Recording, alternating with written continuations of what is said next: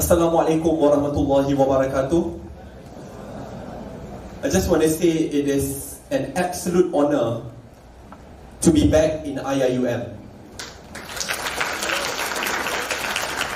The university who gave me the discipline, virtues and values, but most importantly, family members who made me who I am today. So all of you, you are blessed to be in this university, because without this university, I wouldn't have the privilege and the honor to speak in front of all of you. Behind every success story, behind every journey, comes a structure, a plan in place, which often people do not see. I know some of you may know me when I served as a minister or currently as a second-term member of parliament. But I want to take the opportunity to talk about the journey which I undertook in university, juggling between my studies and different jobs and research work, which gave the iron in me to be who I am today. The journey which took ruthless planning and discipline, step by step, which then lifted me up into the world of policy making, whether in government or in opposition. So what is that journey? What is that planning?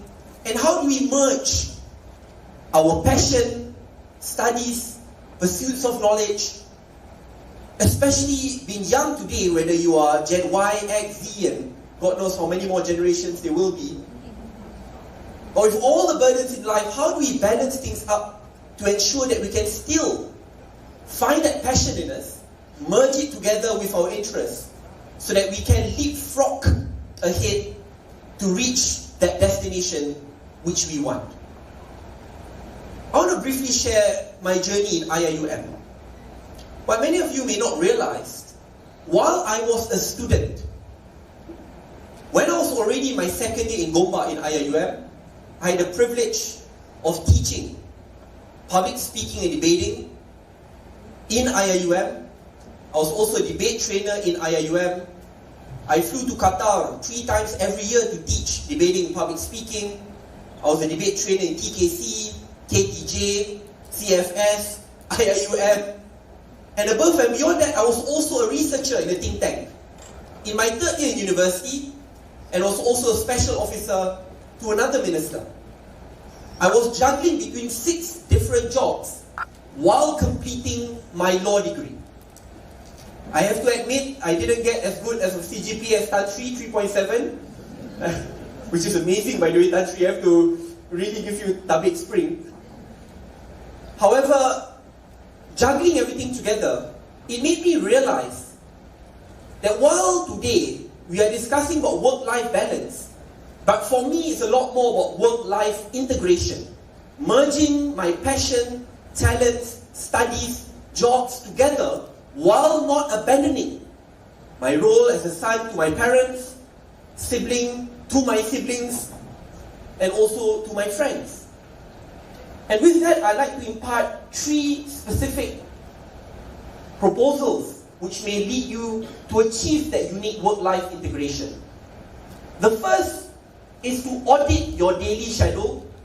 The second is for you to ruthlessly plan the path ahead in order for you to achieve that destination. And the final part behind it is to convert tough chores into passion which you like and which you look forward to wake up to. I call that building a wholesome system. Why do I talk about a system? Because as a person, I believe the system transcends individuals, transcends personalities. A system remains even when you are unhappy, even when you are under a lot of stress. A system is something which you carry with you wherever you go. Even in politics today, I say what Malaysia requires is a strong system. But today I want to talk about the internal system in you. Why is that? What differentiates passion and a system?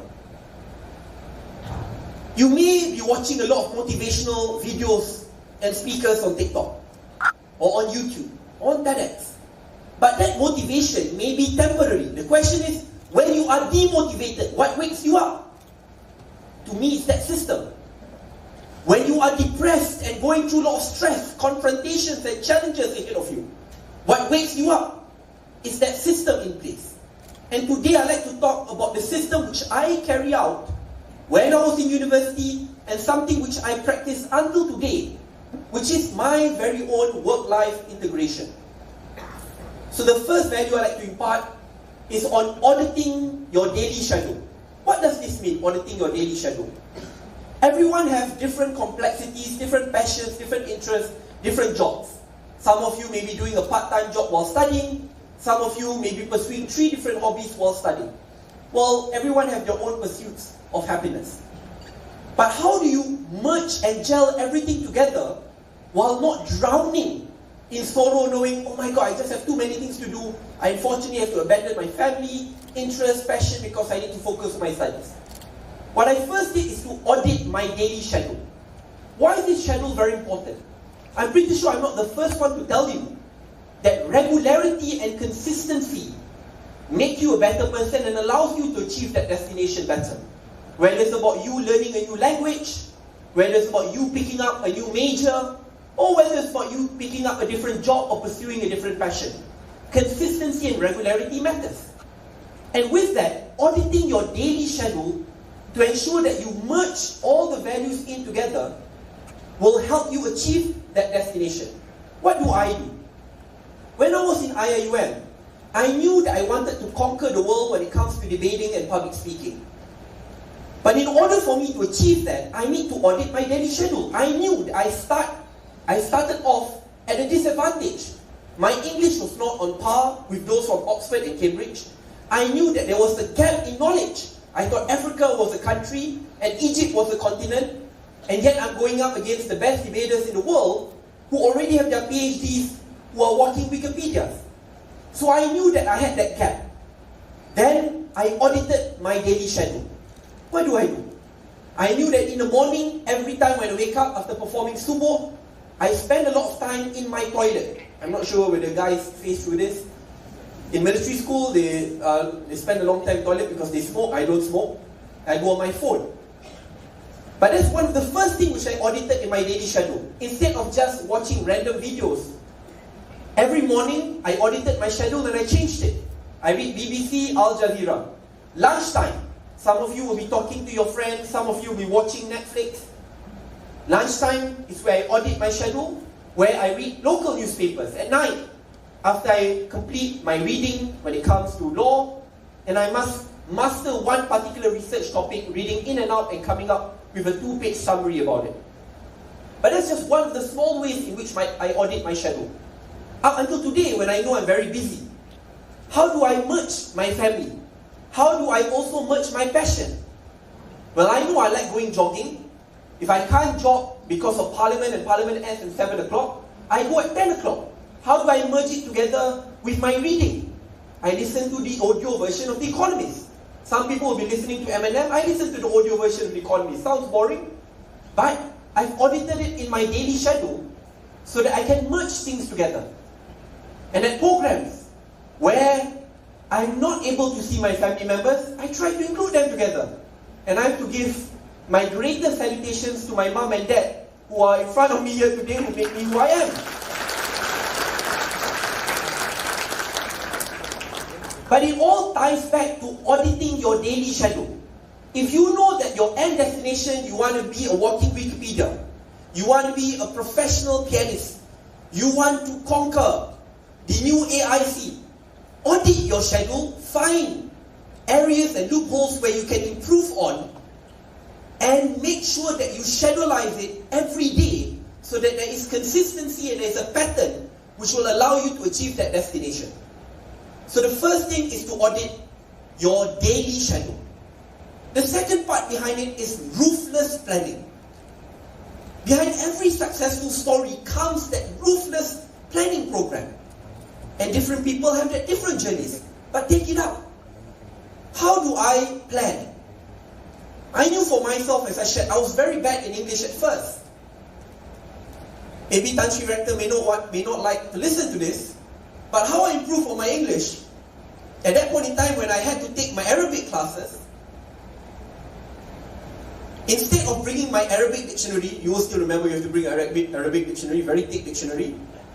I changed the cover of the Arabic dictionary. I changed the cover of my English dictionary, covered it with Arabic dictionary, and learned new words every day in my Arabic class. That's the trade-off I had to make. Sorry, I mean, I have to be very honest about this, right? Because I wanted to improve my English a lot. I knew, okay, Arabic, I have to cover 2 levels. I'll pass it, it's okay. But I knew that in order for me to be the best debater, my English level must be the best among the best. And I did that every day. I remember then it was 4 hours a week. And by the end of that semester, I've khatam that dictionary 3 times already. And above and beyond that, everywhere I walk and converse, back then I remember my friends would make fun of me because they'll see my hands, it will be full with new words. Because every new word I learn, I have to practice it at least 3 times a day. When I go back to my Mahala Ali, I was just eating there just now. I'll be in front of my mirror speaking to myself. Some will be making fun of me, it is okay. But that was the ruthless planning which I put in every day after auditing my lifestyle while merging my interest and passion.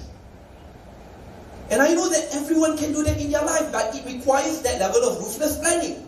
You cannot expect to immediately emerge as a champion, but preparing 1 month before. Especially after auditing yourself, knowing that you are 2-3 years behind.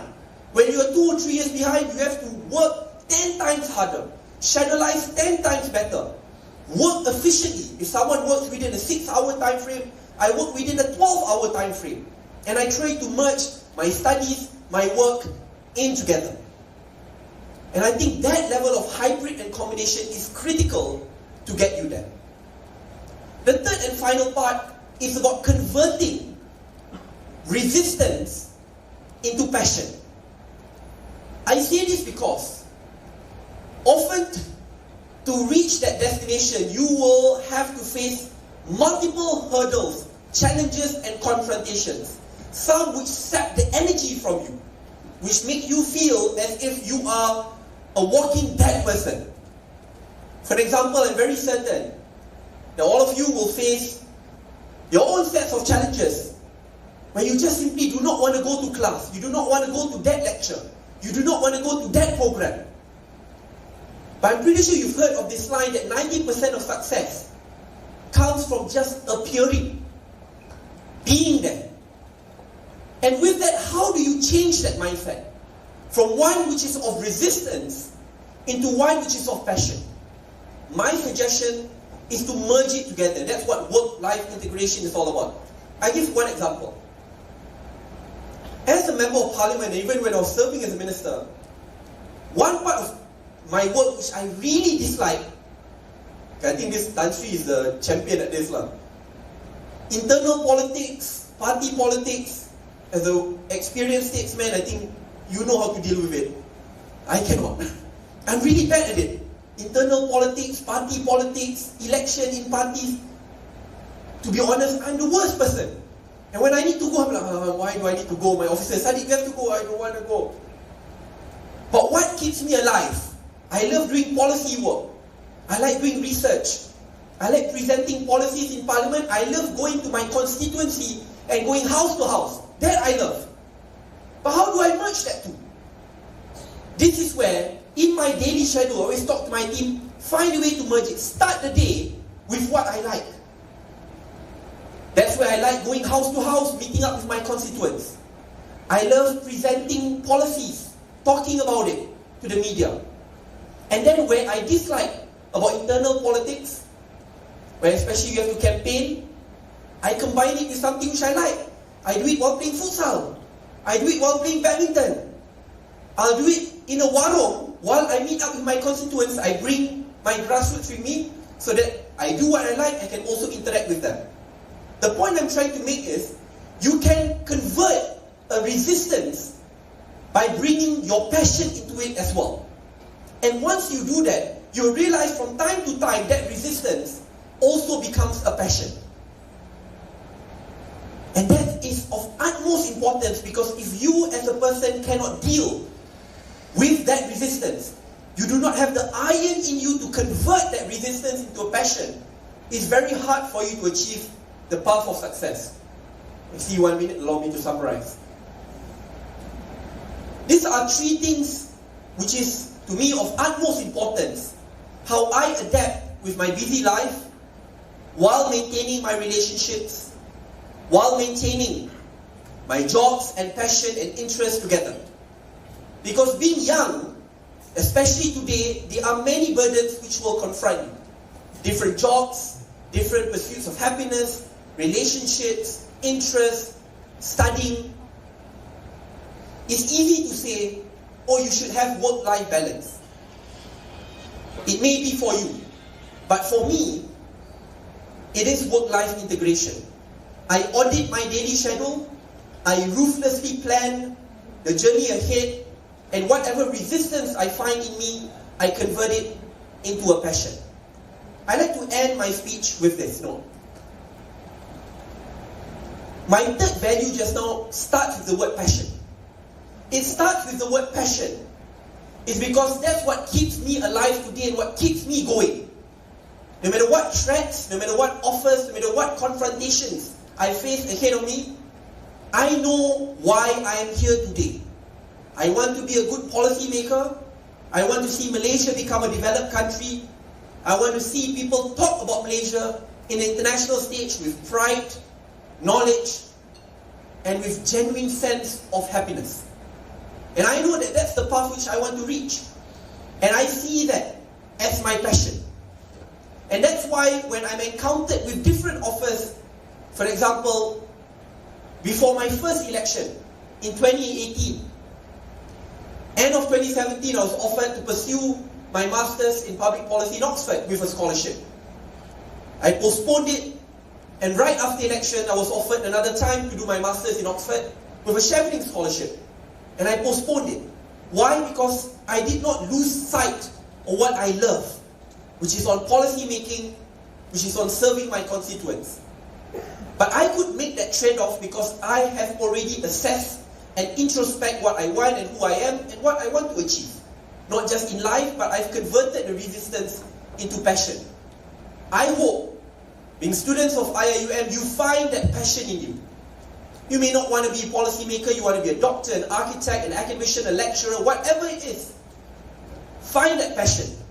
And when you find it, audit your lifestyle, ruthlessly plan the journey ahead, and convert resistance to passion.